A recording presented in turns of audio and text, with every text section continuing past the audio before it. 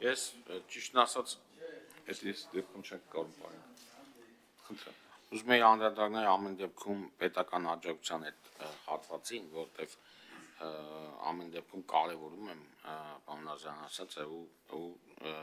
կարծում եմ, որ շատ ճիշտ ուղղությամբ հարցը դու եք անում ու շատ համահունչ է մեր քաղաքականության էլի ոստի ես չգիտեմ եւ մեր քաղաքականությունը մանրամասն չեք նա է բայց տեսեք ամեն դեպքում պետական աջակցության ծրագրերի ու պետական կառավարության պետական քաղաքականության արդյունքում է որ մենք ջարդուն արտահանող երկրից հիմա դարձել ենք արդեն սև մետալուրգիական խոշոր արտադրող երկիր ու հիմա քննարկում ենք մեր արտադրողներին ոնց կարողանանք պաշտպանենք շուկայում, որպեսզի հակամրցակցային իրավիճակներում կարողանան ճիշտ դուրս գան ու չսննկանան եւ կամ շուկայից դուրս չմղվեն։ Մենք հիմա մտածում ենք անգամ ոնց անենք, որ մեր մետաղը, այսինքն մեր մետաղական արտադրանքները արտահանենք։ Սա իրականում պետության, քաղաքականության ու ձեր ասած աջակցման ծրագրերի արդյունքում է։ Դրամային առումով վերջերս էկոնոմիկայի նախարար Գևորգ Պապոյանը հարցազրույց տվեց մեկում, կարծեմ այնտեղ բավականին մանրամասն այս սուբսիդավորվող եւ աջակցման ծրագրերի հետ կապված անգամ թվեր կար։ Եթե հետագայում ձեզ էլի թվեր պետք կլինեն, մենք կուղարկենք, բայց ես վստահում եմ, եթե չլիներ պետության կողմից ձեր իսկ ասած քաղաքականությանը հետամուտ լինելը, մենք այսօր ստեղ չենք քննարկի մեր այն արտադրողների հարցը, որոնք արդեն ամրան են արտադրում ու բավականին լավ որակներ են ստանում ու կարողանում են քննարկում են նաև դրանց արտահանումը։ Այսինքն այս մասը ես ձեզ հավաստիացնում եմ, որ ձեր մտահոգությունները լավն են, բայց մեր կողմից իրականացվում են։ Շնորհակալություն։ Հիմա գանք արդեն քվեարկությանը, պարոն Ղարամյան, այդ դեպքում ձեր ասածը հաշվի առնելով ես մի ավելի առաջ գնամ էլի։ Մենք կարող ենք հիմա առաջին ընթերցման ժամանակ մի հատ փոփոխություն անել եւ սահմանենք, որ սույն օրենքը ուժի մեջ է մտնում պաշտոնական հրապարակման օրվան հաջորդող օրը։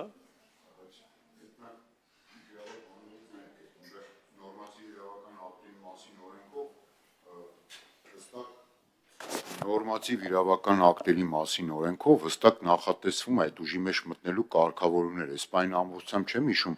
բայց այդպես չի, որ բոլոր դեպքերում կարող եք դուք հաջորդ օրը ընդունված նորմատիվ ակտ ուժի մեջ մտնի, այս մեկ, որտեվ հիմա բան այդ խնդիրը կա եւ երկրորդը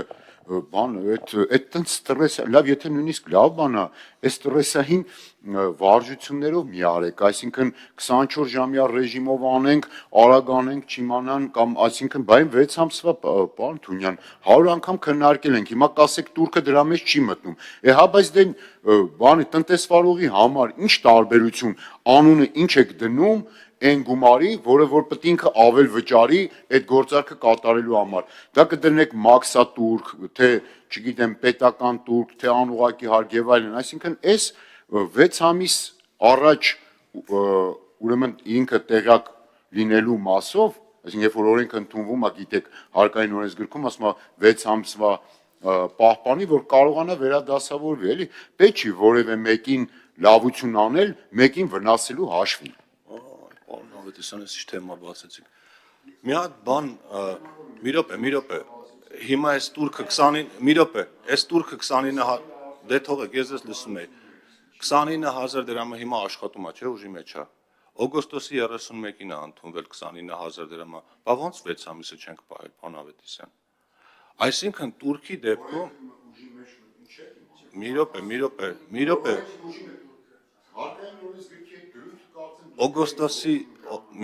օգոստոսի 31-ին օրենքը ընդունել ենք եւ եթե մենք այդ 6 ամիսը պահենք, այդ նախագիծը դեռ պիտի ուժի մեջ մտած չլներ, բայց նախ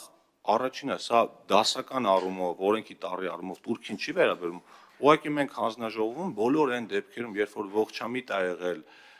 այդ ողջամիտ ժամկետը 6 ամսվա տարածել նաև Թուրքի դեպքում, դա պնդել ենք ու արել ենք, բայց այս դեպքում, քանի որ տեղական արտադրողին պաշտպանելու հրատապ անհրաժեշտություն կա, այս դեպքում իմ կարծիքով այդ 6 ամսվա ժամկետը պահելը վնասում է մեր տնտեսվարողներին, սա մեկ։ Երկրորդը, այնպես չի, որ այս փոփոխությունները ներկրողների համար ինչ-որ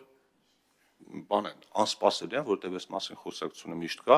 եւ որ ասում եք մեկին օգուտ տակ, մեկին վնաս տակ, ես ձեզ հիշեցնեմ, որ նույն ամրան արտադրողների հետ կապված մոտավորապես 1-2 տարի ամենամեծ բանավեճի մեջ եղողներից մեկը ես եմ, որովհետև երբ խոսքը վերաբերում էր այդ հումքի սահմանափակումներին, այդ ժամանակ մենք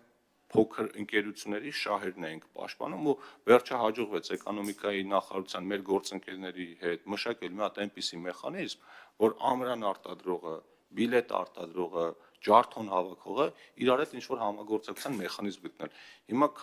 այդ թվում նաև աջակցության տարբեր ծրագրերով, ինչ-որ սուբսիդավորումներով։ Հիմա այս մեխանիզմը գտնվել է, մարդիկ աշխատում են, ընդ որում այն մի ընկերությունը, որը իրանական կապիտալով է աշխատում, իրանք սկզբից բիլետ էին արտադրում ու շատ դեմ էին այդ հումքի սահմանափակումներին, հետո իրենք էլ են սկսել ամրան արտադրել, հիմա իրենք էլ են ամենաշատը բողոքում, որ փաստացի դեմպինգային իրավիճակի պատճառով իրենք ունեն շատ բարդ իրավիճակ։ Հիմա ամենահետաքրքիրը գիտեք որն է, որ ուրիշ ժամանակ դուք տեղական արտադրողների շահերը դնում եք առաջին տեղում ու լավ եք անում։ Հիմա այս դեպքում մենք որ ասում ենք դա հենց հավասարակը շրված է, պարոն Ավետիսյան։ Այս турքի չափը հենց այն է, պարոն Ավետիսյան, որը փոխհատուցում է